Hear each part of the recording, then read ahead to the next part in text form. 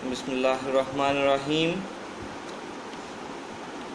My dear fellows CSS aspirants, Assalamu alaikum.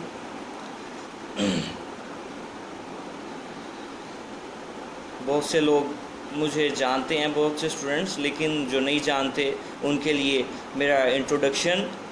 मेरा नाम बिलाल अवैसी है। CSS 2017 रिटर्न क्लियर किया, उसके बाद इंटरव्यू। तो बात ये हो रही थी, रिटर्न क्वालिफाई किया, इंटरव्यू दिया। अब अल्लाह ताला से दुआ है कि अल्लाह ताला कामयाबी अता करे और मैं आप लोगों की इसी तरह जो है हेल्प करता रहूं। तो मैंने एक न्यू ट्रेंड स्टार्ट किया कि मैं इसमें इम्पॉर्टेंट टॉपिक्स और इसके अलावा जो पास्ट पेपर्स में कवर किए गए टॉपिक्स हैं उन पर मैं लेक्चर्स डिलीवर किया करूँगा, फ्री लेक्चर्स, ताकि आप लोगों की ज़्यादा से ज़्यादा हेल्प हो सके।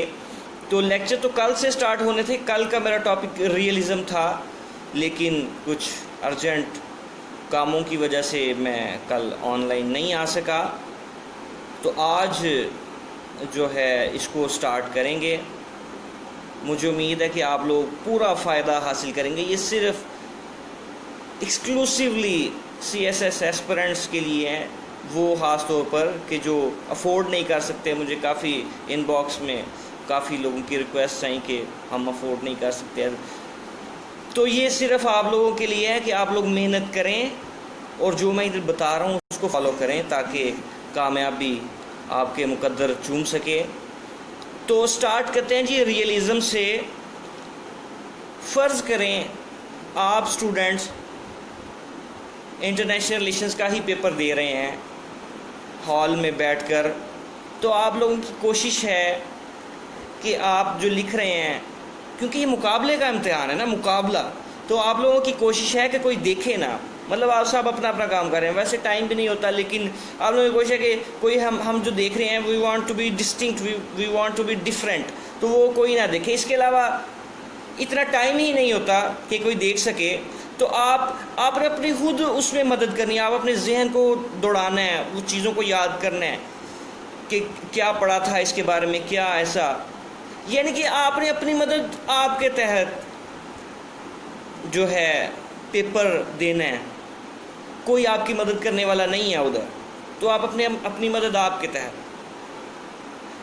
तो ये जो कॉन्सेप्ट है इसको असल में कहते हैं रियलिज़म, कि अपनी मदद आपके तहत और कोई जो है आपकी मदद करने वाला नहीं है, सब बराबर हैं। This is realism. ये एक मिसाल से मैंने समझाया। अभी हम देखेंगे इंटरनेशनल रिलेशंस में रियलिज़म क्या है।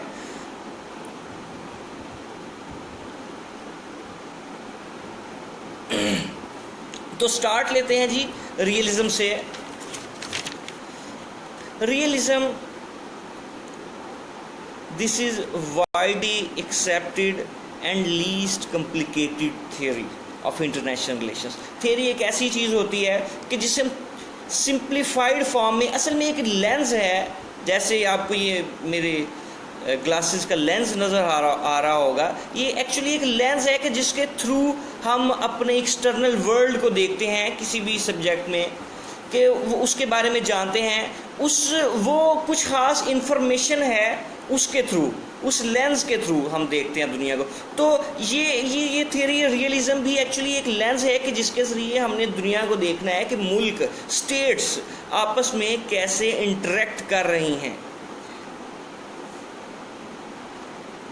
तो रियलिज़म जो है ये एक सिंपल सी थियरी है, लेकिन ये वाइडली एक्सेप्टेड थियरी है इंटरनेशनल रिलेशंस में, कि स्टेट्स कैसे इंटरेक्ट करती हैं इंटरनेशनल प्लेटफॉर्म पर, इंटरनेशनल स्टेज पर। तो इसका बेसिक जो इसमें एक्टर्स हैं वो स्टेट है। इसकी बेसिक एक्टर जो है वो स्टेट है। तो इसकी रियलिज़म बहुत अर्सा पहले स्टार्ट हुई। इसकी रूट्स अगर हम देखें तो थ्यूसिडाइड्स था जी, उसने लिखी the history of the Peloponnesian war, उसने एक बुक लिखी। रियलिज़म का स्टार्ट ऑलमोस्ट इस बंदे से हुआ इसको पॉलिटिकल साइंटिस्ट समझ लें, इसको जो भी समझ लें, इसने ये बानी है रियलिज्म का। तो इसने एक बुक लिखी कि जिसमें इसने वॉर के बारे में जिक्र किया, जो स्पार्टन्स और एथेनियंस के दरमियान वार थी। तो यहाँ से रियलिज्म ने जन्म लिया। स्टूडेंट अक्सर कहते हैं कि जी थियरीज हमें समझ नहीं आती, तो मेरी कोशिश होगी मैं सिंप्लीफाइड फॉर्म में आपको समझाऊं, उसमें से जो भी कोर मटेरियल है उसको निकाल कर आपको बताऊं, और फिर जब थियरीज कंप्लीट होंगी इनको हम आपस में कंपेयर करेंगे ताकि ये आपके जहन में बैठ जाएं। तो रियलिज्म आपने सिर्फ अभी ये याद रखना है कि जी ये एक नाम है सेल्फ हेल्प का, कि आप अपनी मदद खुद कर रहे हैं। अच्छा, अब इसके मैंने बताया थ्यूसिडाइड से जो है इसने स्टार्ट लिया। तो इसमें बेसिकली इसके कोर असम्पशंस हैं, कुछ कोर असम्पशंस के जिस पर ये थ्योरी बेस करती है। अब वो डिफरेंट साइंटिस्ट ने, पॉलिटिकल साइंटिस्ट ने अपने अपने दिए हैं, लेकिन जॉन मीरशिमर एक उसमें पॉलिटिकल साइंटिस्ट है, एक राइटर है, एक ऑथर है, कि जब मैं स्टडी कर रहा था तो मुझे ये बड़ा पसंद आया कि इसकी 5 असम्पशंस हैं रियलिज्म की। और भी डिफरेंट ऑथर्स ने डिफरेंट असम्पशंस दी हैं, लेकिन मुझे ये इसकी असम्पशंस अच्छी लगी और सबकी समझ में आने वाली लगी, तो इसलिए मैंने ये उसमें से स्टार्ट की। तो इसमें वो कहता है सबसे पहली असम्पशन क्या है, वो है अनार्की। मतलब इस पूरी दुनिया में अनार्की है। अनार्की का मतलब कि इंटरनेशनल स्टेज पर कोई हुकूमत नहीं है, कोई हिरार्किकल हुकूमत नहीं है। जैसे फ़र्ज़ कीजिए एक मुल्क के अंदर एक ख़ास हुकूमत होती है, वज़ीर आज़म, सदर, एग्जेक्टिव, जुडिशरी, 3 जो ब्रांचेस इसकी होती हैं, इस तरह की हिरार्की सी होती है। तो एक सेंट्रल गवर्नमेंट होती है, लेकिन इंटरनेशनल स्टेज पर सेंट्रल गवर्नमेंट नहीं है, अनार्की है। इसका अनार्की का मतलब ये है कि कोई वफाकी या सूबाई या इस तरह कोई हुकूमत नहीं है, तो दिस इज़ कॉल्ड अनार्की। ये वो पहली असम्पशन लेता है कि दुनिया में अनार्की है। दूसरी असम्पशन क्या लेता है कि जो स्टेट्स, क्योंकि मैंने इसमें बताया इसमें एक्टर्स हमारे स्टेट्स हैं, कि जो स्टेट्स हैं इनके पास इतनी कैपेबिलिटी है कि ये एक दूसरे को नुकसान पहुंचा सकें। मिलिट्री कैपेबिलिटी इनकी इतनी है कि ये एक दूसरे को नुकसान पहुंचा सकें। तो ये दूसरी असम्पशन हो गई। तीसरी असम्पशन क्या है, states are not certain about the intentions of other states. ये बड़ी मज़े की चीज़ है कि एक दूसरे पर ट्रस्ट नहीं है। अब हमें क्या पता इस टाइम इंडिया क्या कर रहा है, पाकिस्तान के खिलाफ क्या प्रोपेगेंडा कर रहा है, या यूएसए पाकिस्तान के लिए क्या पॉलिसी डिवाइस कर रहा है। तो ये चीज़ें तो हमें नहीं पता, लिहाजा हम अज्यूम करते हैं, हम मैक्सिमम पॉसिबल कोशिश करते हैं कि हमें पता चल सके, या अगर नहीं पता चलता तो हम एक ऐसा स्टेप लें कि जिससे उसके काउंटर एक्ट किया जा सके उसके स्टेप्स को। तो ये इसके तीसरी बेस है, इसका तीसरा एजम्पशन है कि जी डिस्ट्रस्ट या मिसट्रस्ट इसको कह लें अमंग द स्टेट्स। पहली क्या थी, अनार्की, दूसरी मिलिट्री कैपेबिलिटीज, तीसरी डिस्ट्रस्ट या मिसट्रस्ट, चौथी सर्वाइवल, कि हर मुल्क ने अपना सर्वाइवल खुद करना है, उसने खुद बचना है। जैसे आप पेपर दे रहे हैं तो किसी ने आकर सीएसएस का इंटरनेशनल रिलेशंस का पेपर दे रहे हैं, किसी ने आकर आपको नहीं बताना कि भाई ये लिखो। सर्वाइव, आपका अपना सर्वाइवल अपने हाथ में है, खुद सर्वाइव करना है आपने। जो याद किया है, जो आपको पता है, जो आपकी कैपेबिलिटीज़ हैं उनको आपने इस्तेमाल करना है। तो चौथी सर्वाइवल। लास्ट पांचवी क्या है कि स्टेट्स अब सर्वाइव करना है तो कैसे करना है, क्या वो सोचती हैं, स्ट्रेटेजिक सोच है उनके बीच, उनके अंदर स्ट्रेटेजिक सोच है। मतलब कि वो ये सोचते हैं कि उन्होंने डिफेंस कैसे करना है, कि उन्होंने अपनी मिलिट्री कैपेबिलिटीज़ को यूज़ करना है, उन्होंने जंग या अलायंसेस या ये चीज़ें, स्ट्रेटेजिक सोच है डिफेंस। तो स्ट्रेटेजिकली वो सोचते हैं कि हमने अपने आप को कैसे बचाना है, अपनी मिलिट्री कैपेबिलिटीज़ को कितना बढ़ाना है, अब किस कंट्री के साथ अलायंस करना है, कब हमने अपनी जंगी मशकें करनी हैं। तो 5 इसमें चीज़ें आ गई, ये नोट डाउन कर लें आप। सबसे पहले तो रियलिज्म जो है वो मैंने आपको बताया कि एक थ्योरी की। Sorry for disturbance again and again, actually सरकारी नंबर मैंने इसी मोबाइल में डाला हुआ है, तो अच्छा तो कॉल्स आती रहती हैं। अच्छा ऐसा है कि 5 इसमें एजम्पशंस हैं। रियलिज्म एक ऐसी थियोरी है कि जिसके ज़रिए हम देखते हैं कि कंट्रीज़ आपस में, स्टेट्स आपस में कैसे इंटरेक्ट करती हैं, आपस में कैसे एक दूसरे के साथ जो है वो काम करती हैं। तो उसमें सबसे पहली जो चीज़ आ गई उसमें उसकी एजम्पशंस हैं कुछ। ये एक्चुअली है क्या रियलिज्म, तो ये 5 एजम्पशन पर मुश्तमिल है। एक एनार्की, दूसरा मिलिट्री कैपेबिलिटीज़, तीसरा इसका जी इंटेंशंस, मिसट्रस्ट या distrust among the states, fourth survival, और फिफ्थ कि states think strategically about how to survive. तो ये इसकी 5 जो हैं इसके प्रिंसिपल्स या इसकी एजम्पशंस आ गई। अब इसकी बेस पर हम आगे एनालाइज करेंगे कि स्टेट्स कैसे आपस में इंटरेक्ट कर रही हैं।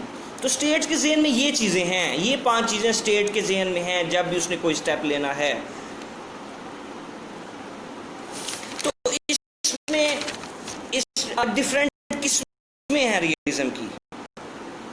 रियलिज्म तो ये आ गया कि जी अनार्की है, ये सब कुछ है, सेल्फ हेल्प है, सर्वाइव है, खुद सर्वाइव करना है। तो आगे से लेकिन इसकी किस्में आ गई, क्योंकि हर इंसान का एक डिफरेंट पर्सपेक्टिव होता है, तो ज़ाहिर डिफरेंट रियलिस्ट जो हैं थोड़ा सा डिफरेंस उनमें जब आया तो ये इसकी डिफरेंट किस्में निकल आई। तो उसमें सबसे पहली चीज़ है क्लासिकल रियलिज्म, तो जो कि सबसे पहली इसकी किस्म है वो है क्लासिकल रियलिज्म।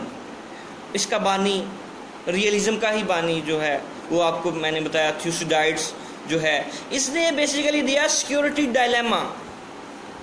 एक बड़ी इंपॉर्टेंट चीज़ है इंटरनेशनल रिलेशंस में, सिक्योरिटी डायलेमा, कि जब एथेंस ने अपनी पावर को बढ़ाया तो स्पार्टन्स ये समझे कि ये हमारे खिलाफ है। हालांकि रूल तो मैंने आपको ये बताया है कि जी सेल्फ हेल्प करनी है। जब किसी ने खुद हेल्प करनी है, जब आपने पेपर देना है, खुद आपको पता है CSS के पेपर देने जाएंगे, कोई नहीं उधर आएगा, तो आपने खुद करना है। तो यही उनके ख्याल में था कि जी फ़र्ज़ करें यही उनके ख्याल में था कि जी दुनिया में हमारी किसी ने मदद नहीं करनी, हमने अपनी मिलिट्री कैपेबिलिटीज़ को बढ़ाना है। लेकिन जब मिलिट्री कैपेबिलिटीज़ को वो बढ़ाते रहे तो उनके मुकाबले पर जो स्पार्टन्स थी उन्होंने सोचा कि शायद ये हमारे लिए है, हमें तबाह करने के लिए है। तो उन्होंने अलग से अपनी जो है वो स्टार्ट शुरू कर दी, मिलिट्री कैपेबिलिटीज़ को बढ़ाना शुरू कर दिया।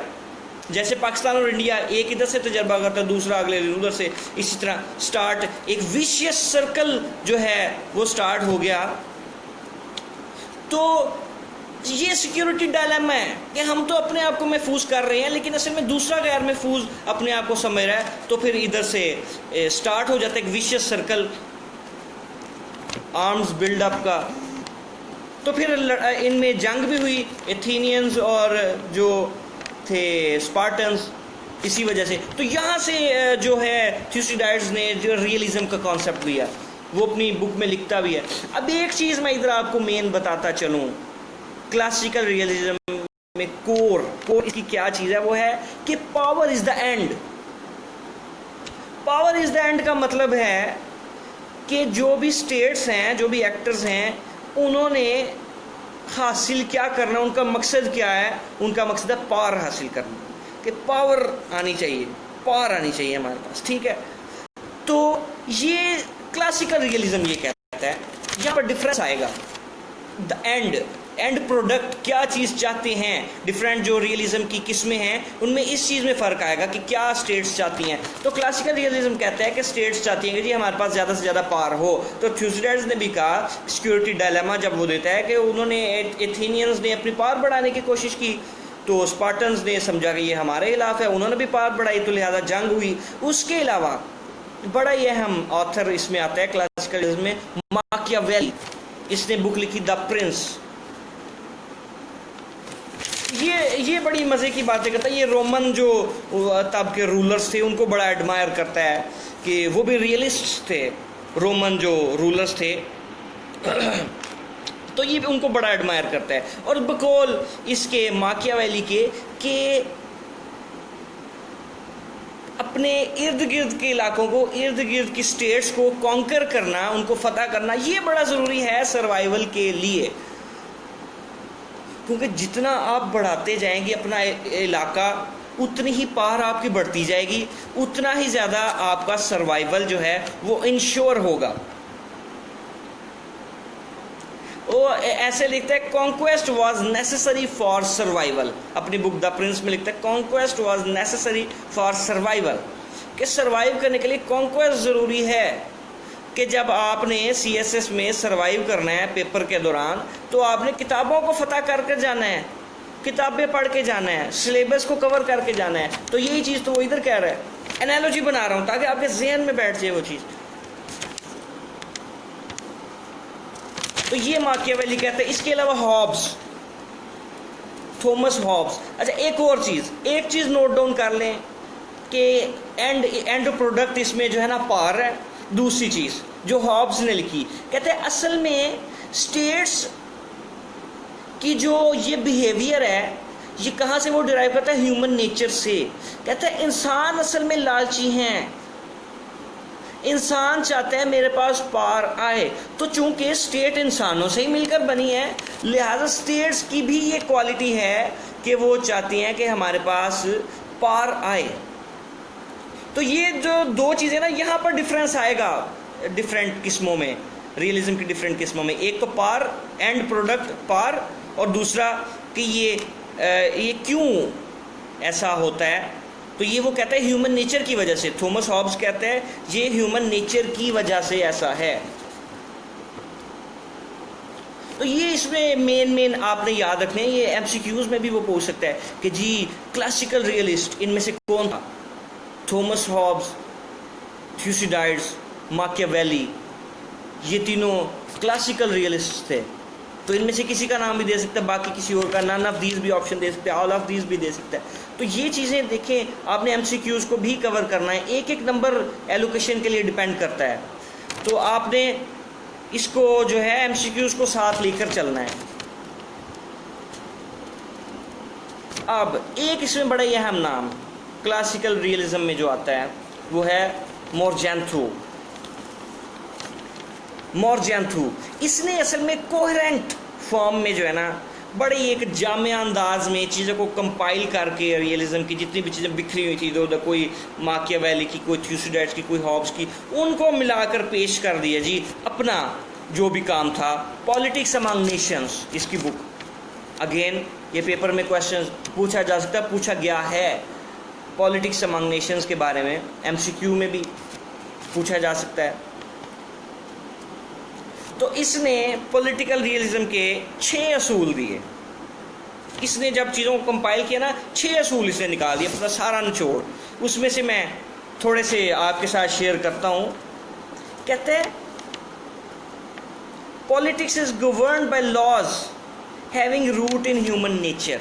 इसने थॉमस हॉब्स वाली बात कहते हैं पॉलिटिक्स जो है ना, ये असल में इन लॉज के तहत चलती है, इन लॉज के तहत चलती है कि जिनकी बुनियाद ह्यूमन नेचर ने रखी है। चूँकि हमने ही लॉज बनाए ना, इंसानों ने, तो इंसानों ने अपनी सोच के तहत या जो उनकी करेक्टरिस्टिक्स थी उनके मुताबिक लॉज को तश्कील दिया। तो वो कहता है कि जी कि ये असल में ह्यूमन नेचर पर डिपेंड करता है पॉलिटिक्स जो है, इंटरनेशनल रिलेशंस, रियलिज्म। और दूसरा वो ये कहता है interest is defined in terms of power, कि जो इंटरेस्ट है ना इसमें, वो इन द एंड क्या है कि पावर हासिल करनी है हमने, स्टेट्स ने। और चौथा वो क्या कहता है no moral principles in the action of states. वो कहते हैं कि जी एथिक्स और मॉरल्स की कोई जगह नहीं है इंटरनेशनल रिलेशंस में। जैसे हम देख रहे हैं सीरिया में जो कुछ हो रहा है या जहाँ भी, वो लोग कि जो कि मासूम हैं, जहाँ जहाँ वो पिस रहे हैं, तो मोरालिटी तो ये कहती है कि उनकी मदद की जाए, लेकिन वो पिस रहे हैं अगेन एंड अगेन वही लोग। तो ये इंटरनेशनल रिलेशंस ही है ना रियलिज्म। एज ए रियलिस्ट वो सोचते हैं कि जी नहीं हमारा फ़ायदा है कि जी नहीं हम इस मुल्क का साथ दें, चूँकि ये हमारा अपना मुल्क है, इसके साथ हमें ये मुफादात हैं, ये वो, लिहाजा हमें इसकी मदद करनी है, तो ठीक है रियलिज़म चलने दें। तो ये रियलिज़म है, मोरालिटी की कोई जगह नहीं। माकियावेली ने कहा कि जिसने ये सोच लिया ना कि मैंने मोरालिटी को बीच में इस्तेमाल करना है, तो बस फिर वो समझे वो वल्नरेबल है, यानी कि वो रेडी रहे हमले के लिए, वो रेडी रहे, उसका सर्वाइवल जो है वो मुश्किल हो जाएगा, कोई जगह नहीं है इसमें। तो इसने थ्यूसिडाइड्स और माकियावेली और हॉब्स जो है इन सब की जो भी कॉन्सेप्ट्स थे, या जितने भी इससे पहले कॉन्सेप्ट है, उन सब को मिला दिया, कोहेरेंट रिप्रेजेंटेशन दी। अच्छा, चौथा उसको क्या कहते हैं? Autonomy of states. States basic actors हैं इसमें, कि स्टेट्स के ऊपर कुछ नहीं है इंटरनेशनली, कि स्टेट ही सबसे आला इसमें जो है ना एक यूनिट आप समझ लें कि स्टेट्स के ऊपर कुछ नहीं। स्टेट को तो कोई हुक्म नहीं दे सकता ना, थ्रेटिकली अगर हम बात करें कि स्टेट को तो कोई दूसरी स्टेट नहीं कह सकती तुम ये करो। तो लिहाजा ये चार इसमें मैंने डिस्कस किए हैं कि जो कि अहम थे प्रिंसिपल्स उन 6 में से। कि पहले तो ये कहता है कि ह्यूमन नेचर पर डिपेंड करता है, ये जो भी पॉलिटिक्स है ह्यूमन नेचर पर डिपेंड करती है। दूसरा वो ये कहता है कि इंटरेस्ट, एंड इंटरेस्ट क्या है? पावर, ठीक है। तीसरा वो क्या कहता है? No moral principles. और चौथा कहता है ऑटोनॉमी ऑफ स्टेट्स, कि स्टेट्स ऑटोनोमस हैं। लाइट का थोड़ा सा इशू बन गया, I am sorry for it, light का कुछ इंतज़ाम करते हैं। अच्छा जी, तो ये बेसिकली यहाँ पर आके क्लासिकल रियलिज्म को हम ब्रेक लगाते हैं। बड़ा डिस्कस किया है इसको हमने। इसमें असल में यही चीज़ें हैं कि ह्यूमन नेचर पर डिपेंड करता है और पावर हासिल करना मकसद है स्टेट्स का, और स्टेट जो हैं वो बेसिक एक्टर्स हैं, बेसिक एक्टर्स स्टेट्स हैं। अच्छा, इसके बाद आते हैं जी, लेकिन चूंकि हम इंसान हैं, जो भी थियरीज बनाते हैं, जो भी कुछ, उसमें कुछ लैकुना रह जाता है, कि मतलब कुछ चीज़ें रह जाती हैं, उसको पूरी तरह हम उन चीज़ों को जो है वो अपने इस्तेमाल में नहीं ला पाते। तो लिहाजा जैसे जैसे डेवलप हुई ये थ्योरी, तो उन्होंने देखा कि जी कुछ चीज़ें मिसिंग हैं इसमें, या फिर कुछ मॉडिफिकेशंस की ज़रूरत है इस थ्योरी को। तो फिर आई जी स्ट्रक्चरल रियलिज्म या फिर new realism, NEO, new realism. तो इसका वजूद जो है फिर हुआ। ये असल में ये कहता है कि असल में जो है ना स्टेट्स, ये स्ट्रक्चर, एक स्ट्रक्चर की फॉर्म में इंटरनेशनल प्लेटफॉर्म को, इंटरनेशनल स्टेज को देखता है, कि इसमें ये कहते हैं कि स्टेट्स आपस में इंटरेक्ट करती हैं, और ये असल में आउटकम्स के साथ डील करता है। जो न्यू रियलिज्म, स्ट्रक्चरल रियलिज्म है, ये एक्सप्लेन करता है इंटरनेशनल आउटकम्स को, कि रिजल्ट्स उन इंटरेक्शंस के, कि जो इंटरेक्शंस हो रही हैं उनका रिजल्ट क्या आएगा। वॉर होगी, क्या अलायंस बनेगा, क्या पाकिस्तान इंडिया के साथ अभी कोई मुआहदा करेगा, या बांग्लादेश इंडिया के साथ मुआहदा करेगा, या पाकिस्तान के साथ मुआहदा करेगा, जंगी मशकें पाकिस्तान किस कंट्री के साथ करेगा। तो ये सब जो चीजें हैं, ये आउटकम्स को डील करता है बेसिकली। फॉर एग्जाम्पल, जैसे मैंने पहले बताया, likelihood of war, prospects of cooperation, इन चीजों को जो है ये डील करता है। अब इसमें ये कहता है, बड़ी प्यारी ये थियरी है अगर आप इसको समझें। जैसे मैं बार बार चीज़ों को रिपीट इसलिए कर रहा हूं कि आपके जहन में बैठ जाएं, क्योंकि मेमोरी, किसी भी चीज़ को मेमोराइज करने का ये एक तरीका होता है कि उसको बार बार रिवाइज किया जाए। चीज़ें वॉश आउट हो जाती हैं जहन से, तो इसलिए बार बार मेमोराइज किया जाए चीज़ों को।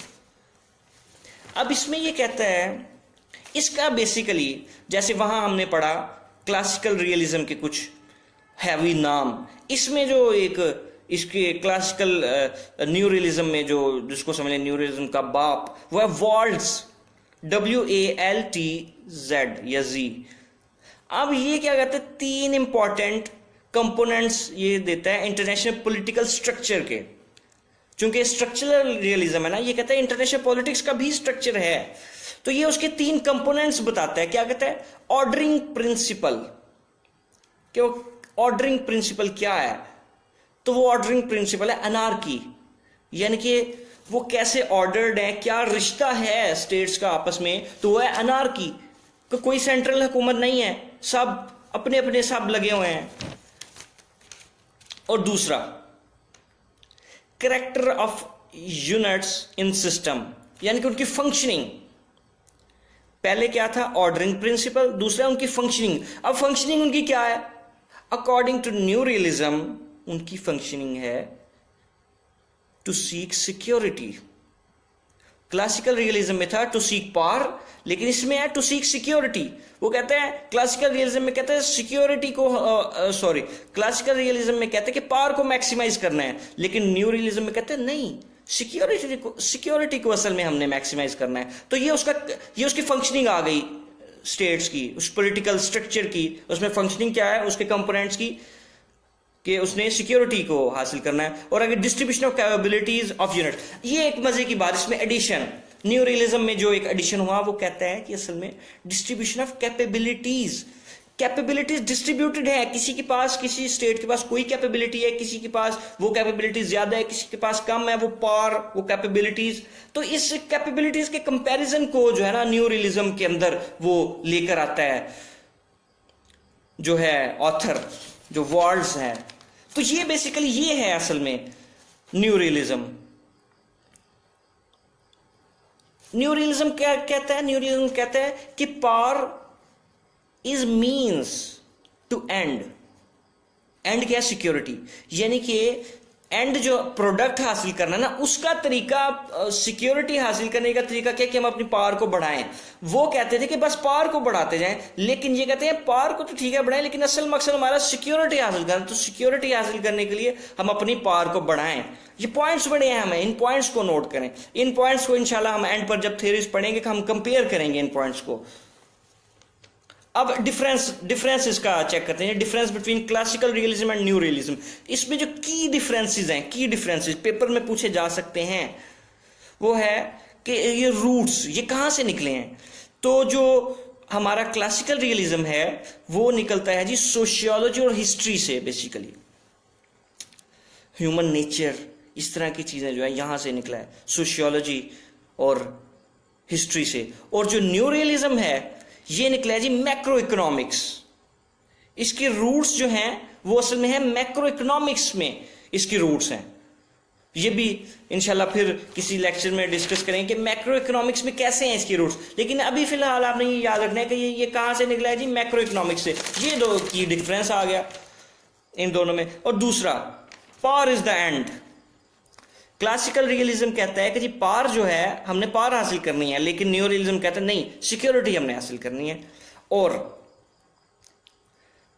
क्लासिकल रियलिज्म कहता है कि जी power and interest of states derive national behaviour, कि उसकी पावर एक स्टेट की और उसके इंटरेस्ट वो जो है उसको एक स्टेट के एक्शंस को कंट्रोल करते हैं। लेकिन न्यू रियलिज्म कहता है नहीं, ये असल में एनार्की की वजह से है और डिफरेंस ऑफ कैपेबिलिटीज की वजह से है कि पाकिस्तान चाइना के साथ अलायंस करता है, या पहले यूएस के साथ, अब थोड़ी सी शिफ्ट हो रहा है चाइना की तरफ। तो डिफरेंस ऑफ कैपेबिलिटीज ही तो है। पाकिस्तान ये तो नहीं अब उसको वैसे नहीं ललकार सकता जैसे चाइना यूएस को कह सकता है, क्योंकि दोनों बड़ी इकोनॉमीज हैं। डिफरेंस ऑफ कैपेबिलिटीज आ गया, डिफरेंस ऑफ कैपेबिलिटीज।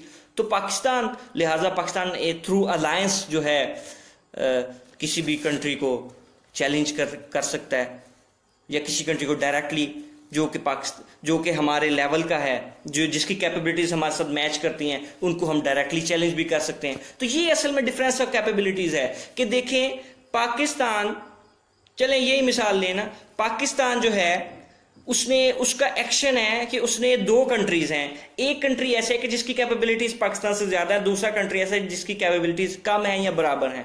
तो जिसकी तो ज्यादा होंगी उसके साथ तो डायरेक्टली नहीं हम करेंगे, उसके लिए एक अलायंस बनाएंगे चाइना के साथ या किसी भी कंट्री के साथ, अमेरिका के साथ। लेकिन जिसको हम देखते हैं कि जी ये ठीक है, इसको हम खुद ही जो है ना ठीक कर सकते हैं, उसको हम खुद ही डायरेक्टली चैलेंज कर सकते हैं। तो ये डिफरेंट स्टेप्स हैं, ये असल में ये थ्योरी है, इसका इस्तेमाल ये है। तो ये तीन की डिफरेंसेस थे इसमें। अब आता है जी न्यू क्लासिकल रियलिज्म। अब जो न्यू रियलिज्म था इसमें भी कुछ लैकुना रह गई या कुछ गलतियां हैं, जो भी उसको कह लें, तो वो रह गए। तो अब आते हैं जी न्यू क्लासिकल रियलिज्म में। ये न्यू रियलिज्म और क्लासिकल रियलिज्म को मिलाकर बना है।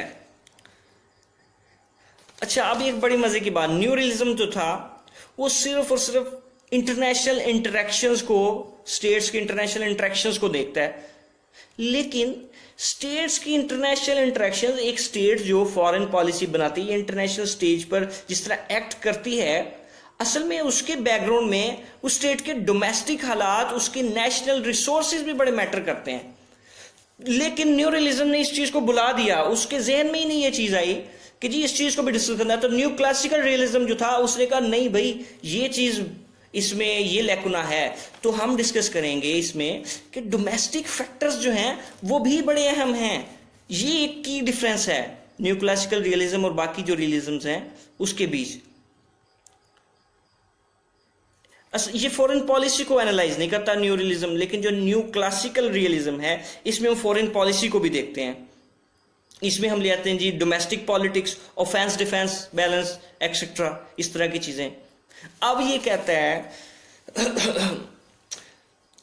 कहता है क्लासिकल रियलिज्म कहता था कि स्टेट को चाहिए पावर, न्यू रियलिज्म कहता था जी स्टेट को चाहिए सिक्योरिटी। अब ये कहता है न्यू क्लासिकल रियलिज्म कहता है जी स्टेट को चाहिए इन्फ्लुएंस, स्टेट को चाहिए इन्फ्लुएंस, स्फीयर ऑफ इन्फ्लुएंस। जैसे कोई कंट्री, फर्ज करें कोल्ड वॉर में जैसे हुआ कि जी स्फीयर ऑफ इन्फ्लुएंस अपना बढ़ाना था उन्होंने, तो इन्फ्लुएंस असल में ये कहते हैं कि असल में इन्फ्लुएंस बढ़ाना चाहते हैं। असल में एंड प्रोडक्ट इसमें क्या है कि इन्फ्लुएंस हमें चाहिए, इन्फ्लुएंस बढ़ाना है। जैसे फर्ज करें किसी गांव में हम रहते हैं तो एक नंबरदार वहां पर होता है, वो मेरा असर होना चाहिए, मेरे के बगैर काम नहीं होना चाहिए। तो इसी तरह जिसके पास पावर आ गई है जिस कंट्री के बाद, वो तो कहेगा जी मेरे के बगैर कोई काम ना हो, मेरा इन्फ्लुएंस इधर हो, मेरी हाँ और ना में काम हो। अच्छा, अब न्यू क्लासिकल रियलिज्म एक और बड़ी प्यारी बात करता है, वो कहता है कि असल में जो मटेरियल फैक्टर्स हैं, जो मटेरियल्स हैं, जो कैपेबिलिटीज हैं, असल में इसी से ही नहीं पावर जो है वो डिसाइड हो सकती। क्योंकि फर्ज करें कि एटम बॉम्ब जो है वो एक कंट्री ने चलाना है, दूसरे कंट्री ने भी चलाना है। अब लिहाजा वो उसको चलाने में, उनको इंटीग्रेट करने में, जो भी काम है इस सब को करने में, अब जिस कंट्री ने पहले कर लिया वो पावरफुल है। तो ये कहते हैं असल में मटेरियल ही सिर्फ डिपेंड नहीं करता कि किसी के पास एटम बॉम्ब है कि नहीं, सिर्फ ये डिपेंड नहीं करता कि वो उसको यूटिलाइज कैसे कर सकता है, कितनी टाइमिंग में उसको कैसे यूटिलाइज कर सकता है, कितनी सोफिस्टिकेशन के साथ, ये भी मैटर करता है पावर में। पिछले जो क्लासिकल रियलिज्म और न्यू क्लासिकल रियलिज्म थे वो ये कहते थे कि जी मटेरियल पावर, सिर्फ वो उसको पावर मानते थे। लेकिन ये असल में कहते हैं कि नहीं, असल में इसमें वो ये भी डिपेंड करता है कि वो कितने टाइम में उस पावर को यूज कर सके, कैसे यूज कर सकता है, कर भी सकता है कि नहीं। तो ये इसमें एक जो है ना एक डिफरेंस है। और इसका जो बाप है वो है श्वेलर, एक ऑथर जो है, इसका बाप जिसको कह सकते हैं न्यू क्लासिकल रियलिज्म का, वो है श्वेलर। कहते हैं so we need to know the internal और domestic makeup of the state. कहते हैं whether a state will be able to mobilise power in the timely manner, कि क्या प्रॉपर टाइम पर वो अपने रिसोर्सेज को मोबिलाइज कर सकती है। कि ये असल में इंटरनली भी डिपेंड करता है ना, कि फर्ज करें कि कोई ऐसा मुल्क है कि जिसमें जी वो कहते हैं, कुछ लोग कहते हैं कि हाँ जी मोबिलाइज कर दें अपने रिसोर्सेज, लेकिन कोई स्टेक होल्डर्स कहते हैं कि ना करें। तो ये भी टाइम लेगा उनको मनाने में, या इस तरह ये टाइम लेगी ये चीज। तो वो कहते हैं ये टाइम भी डिपेंड करता है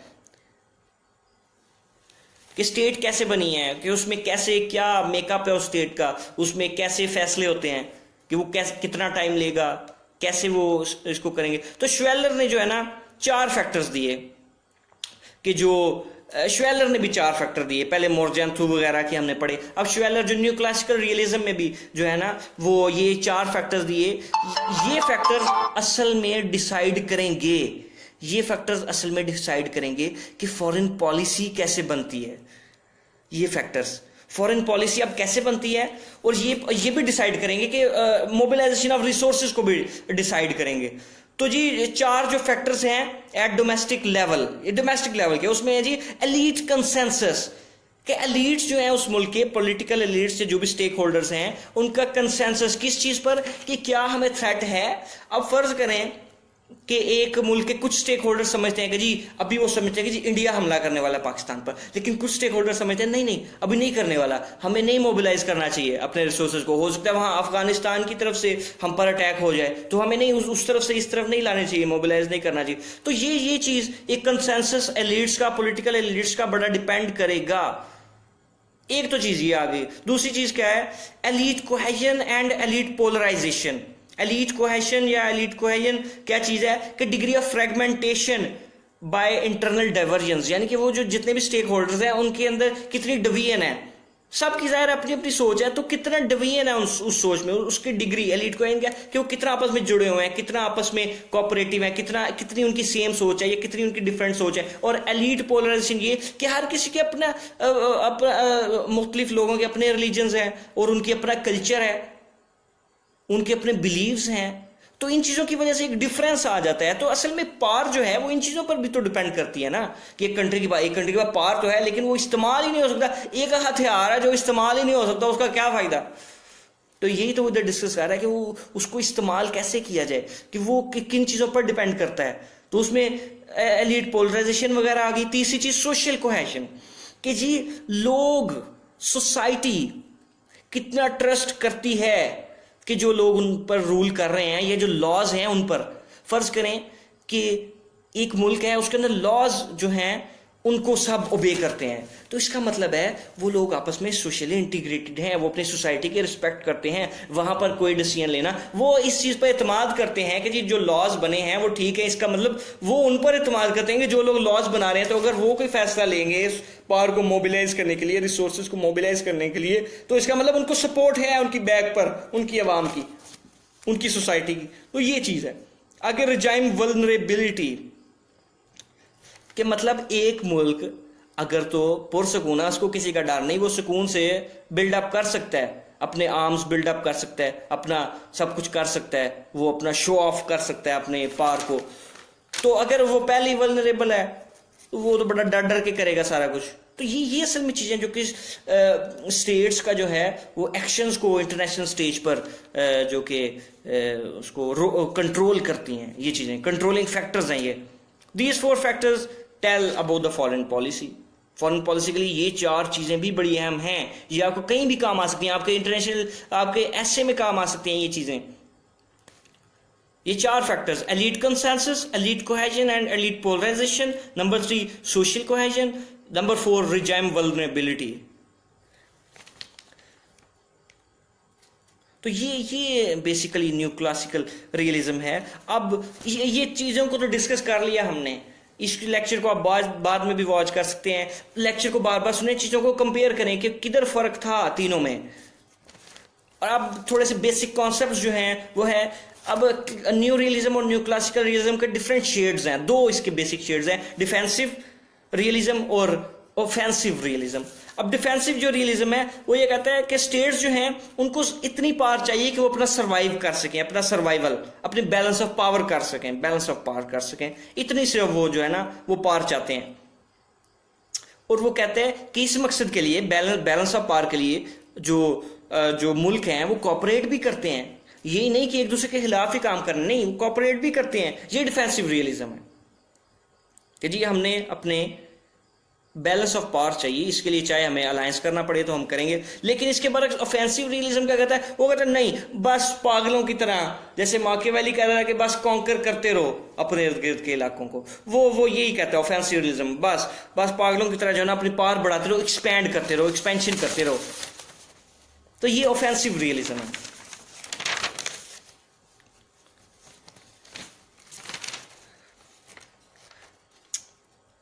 अब वार्ड्स जो था, जो न्यू रियलिज्म में जिसको हमने पढ़ा था, उसने बैलेंस ऑफ पावर की एक बड़ी प्यारी थ्योरी दी। कहते states make alliance so other states, हाँ वो कहते स्टेट्स जो हैं वो आपस में अलायंस इसलिए भी करती हैं, इसलिए बल्कि करती हैं ज्यादातर, कि दूसरी स्टेट इस काबिल ना हो जाए कि वो इतनी पावरफुल हो जाए कि वो हमें ही खा जाए, एनगल्फ कर जाए। तो ये असल में जो है ना बैलेंस ऑफ पावर है, कि हमने किसी दूसरी स्टेट को इतना ताकतवर नहीं होने देना कि वो हम पर हावी हो जाए। लिहाजा पाकिस्तान और चाइना मिल जाते हैं कि जी यूएसए इतना वो ना हो जाए स्ट्रांग कि वो हमें ही खा जाए, पाकिस्तान और चाइना लिहाजा मिल जाते हैं। एक मिसाल दी है, तो ये एक मिसाल है। और जो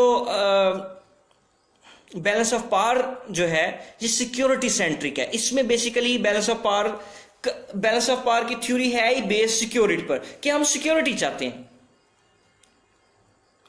अब देखें इसके मुकाबले पर आगे जी, ये पुराना वेरिएंट था, अब रियलिज्म में एक नया वेरिएंट आ गया, बैलेंस ऑफ थ्रेट। पहले कहते जी पावर को बैलेंस करना है कि उसकी ज्यादा पावर है, ठीक है इसको बैलेंस करते हैं, हम आपस में मिल जाते हैं, अपनी पावर मिला लेते हैं। लेकिन उसके बाद आ गया जी balance of threat theory. Stephen Walt, वो वॉल्ट्स था, ये वॉल्ट WLT, स्टीफन वॉल्ट, वो तो ये कहते हैं कि जी असल में आपस में अलायंसेस इसलिए होते हैं कि एक दूसरे मुल्क से डर की वजह से, उसकी इंटेंशंस की वजह से, उसके थ्रेट की वजह से, किसी मुल्क से आपको कोई थ्रेट है तो आप उस थ्रेट को बैलेंस करने के लिए मिल जाते हैं, अपना थ्रेट एक क्रिएट करते हैं, उसको थ्रेट करते हैं मिलकर। 1 और 1 11 होते हैं, कहते हैं ना 1 और 1 11 होते हैं, तो इसीलिए वो आपस में मिल जाते हैं, उस थ्रेट को बैलेंस करते हैं। उसमें उसकी पावर को नहीं, उसके थ्रेट को, जो हमें थ्रेट है उसको हम बैलेंस करेंगे। वो कहता है states balance against threat not against power. ये है balance of threat theory, Stephen Walt ने जो दी। अब लास्ट चीज इसमें जो मैं डिस्कस करूंगा वो ये है, श्वेलर नहीं, न्यू क्लासिकल रियलिज्म को ही डिस्कस करते हुए मैं इसको थ्योरी को एंड करूंगा। श्वेलर ने कहा, उसने एक नई थ्योरी दे दी। अब ये थ्योरीज हैं जो इसमें आपने यूज करनी है, इन चीजों को नोट डाउन करना है। बैलेंस ऑफ इंटरेस्ट थ्योरी, वो कहता है जैसे मैंने आपको कहा था इन्फ्लुएंस वो करता है, कि वो अपना इन्फ्लुएंस चाहता है। न्यू क्लासिकल रियलिज्म कहता है कि उन्होंने अपना इन्फ्लुएंस बनाना है, तो वो असल में क्या कहते हैं balance of interest. Balance of interest कैसे होगा? States expand not for lust. कहते हैं कि स्टेट्स अपनी लस्ट की वजह से, वो अपने इस लालच की वजह से कि उनको ग्लोरी मिलेगी, उनको कोई लैंड मिलेगी, उनको वहां के रिसोर्सेज मिलेंगे, इस वजह से स्टेट्स पार हासिल नहीं करती, बल्कि wherever and whenever opportunity उनको मिलती है अनार्की की वजह से किसी भी चीज को हासिल करने की, तो वो उसको हासिल करते हैं, क्योंकि वो ये नहीं चाहते कि ये किसी और स्टेट के हाथ लगे और उनके खिलाफ यूज हो, क्योंकि मिसट्रस्ट है स्टेट्स का आपस में। तो जिसको जो मौका मिल रहा है वो उस चीज को हासिल कर लेगा। तो ये है असल में जो है बैलेंस ऑफ इंटरेस्ट थ्योरी, कि असल में वो लस्ट की वजह से, रिसोर्स की लस्ट की वजह से नहीं, बल्कि अनार्की की वजह से और अपॉर्चुनिटी की वजह से जो है ना, वो जो है रिसोर्सेज को हासिल करते हैं, या जो भी एक्सपैंड करते हैं, जो भी। तो ये है बैलेंस ऑफ इंटरेस्ट। तो बेसिकली रियलिज्म बड़ी एक सिंपल सी चीज है, जिसकी आगे से 3 किस्में मैंने आपके साथ डिस्कस की। उसमें basic concepts, offensive defensive realism, और उसमें balance of interest, balance of power, Morgenthau, Machiavelli, new realism, new classical realism, classical realism, ये चीजें हमने डिस्कस की। तो ये चीजें, इन चीजों को बार बार सुने ताकि ये एसिमिलेट कर सकें, इनको आप अपने जहनों में बिठा सकें। तो ये आगे नेक्स्ट हम जो थ्योरीज पढ़ेंगे उनको भी मैं कोशिश करूंगा कि इसी तरह ही आसान तरीके से फीडबैक अपना काइंडली जरूर दें कि क्या चीजें मिसिंग थी या आपको समझ आई, ये इसको कैसे मजीद बेहतर किया जाए, क्योंकि ये एक्सक्लूसिवली आपके लिए, मैंने स्पेशल अपना टाइम निकाला सिर्फ आप लोगों की वजह से। तो इसको आपका जो फीडबैक है वो बड़ा अहम होगा, और इसको ज्यादा से ज्यादा शेयर करें ताकि ज्यादा से ज्यादा लोगों तक पहुंच सके। This is free, totally free of cost. लिहाजा इसको ज्यादा से ज्यादा लोगों तक पहुंचाएं ताकि ज्यादा से ज्यादा लोग फायदा उठा सकें। Don't be realistic in sharing the video. Realistic नहीं होना कि सेल्फ हेल्प और ये वो, आगे हम थियरीज पढ़ेंगे, कॉपरेट भी किया जा सकता है, लिबरलिज्म भी कोई चीज़ है, ठीक है। तो इस वीडियो को शेयर करें, इस वीडियो को शेयर करने की वजह से हो सकता है आपको जो है कोई आपकी किस्मत खुल जाए और वो जो किसी की हेल्प हो और आपके भी जो है वो हेल्प हो जाए कुदरती। तो इसलिए इसको शेयर करें ज़्यादा से ज़्यादा, ताकि सब ज़्यादा से ज़्यादा फ़ायदा उठा सकें। इंशाल्लाह नेक्स्ट जो है लेक्चर कोशिश करूँगा लिबरलिज्म पर हो, तो इसको अब थोड़े थोड़े दिन बाद ही हम लेक्चर रखेंगे ताकि ज़्यादा से ज़्यादा टॉपिक्स को कवर किया जा सके। या हो सकता है मैं किसी दूसरे सब्जेक्ट के टॉपिक को लेकर आऊँ नेक्स्ट टाइम, तो इसलिए जो है पेज के साथ इन टच रहें। कोई भी आपकी क्वेरीज हैं वो आप इनबॉक्स कर सकते हैं या पूछ सकते हैं। तो ये था जी रियलिज्म, सिंपल सी चीज़ है, सेल्फ हेल्प, सिक्योरिटी और सर्वाइवल, बेसिकली ये 3 चीज़ों का नाम है रियलिज्म। तो आज के लिए इतना काफ़ी है। इंशाल्लाह उम्मीद है कि आप लोगों ने बहुत कुछ सीखा होगा। तो नेक्स्ट लेक्चर तक के लिए अल्लाह हाफिज़, अस्सलाम वालेकुम।